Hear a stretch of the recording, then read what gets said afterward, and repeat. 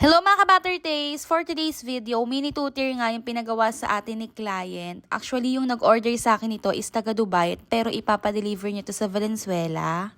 If I'm not mistaken, nakita niya ako sa Black App, tapos ayun, nag-direct na lang din siya dito sa ating Blue App para mag-order. Meron nga siya sinend na sample, so basically gagayahin ko lang yun. Medyo nakakaubos talaga to ng pasensya, as in sobrang dami kasing drudges. Yung mini 2-tier ko pala, ang size na pinaka-bottom tier natin is 6x5, tapos yung top tier natin is 4x5. Syempre, for the icing, ang gamit natin is Whip It Classic ng Bakersfield. Para ma-achieve ko pala yung ganyang color ng blue na para siyang baby blue, nagdat lang ako ng onting gel na food color na blue syempre. Tapos, tinone down ko siya ng ube flavored ng Bakersfield. Tapos, dito at this point, naglalagay na ako ng sandamakmak na drudges kasi talaga sobrang daming drudges na kailangan dyan. Medyo nakaubos ata ako ng isang bote. Super happy ko nga dito sa roses na nabili ko na to. Kasi nga, tingnan nyo naman, as you can see, mukha talaga siyang real roses. Tapos, yung pinaka-color niya is white na white talaga siya. As in, pure white siya. Kasi yung kadalasan sa nakikita ko ng mga roses sa mga store is yung para siyang yellowish. Sa mga ganito ko pala, umaabot siya ng 12 inches. Halos yung taas niya kasama na yung flower. So, ito na yung finished product. Super simple lang. Tapos, ito, nilagyan ko siya nung pinaka-topper sa taas. Hindi ko kasi alam na meron pala siyang topper sa ibabaw. Kaya nagpa-rush order ako kay Ate Venelope Bonsweet. Yun lang, maraming salamat. Bye!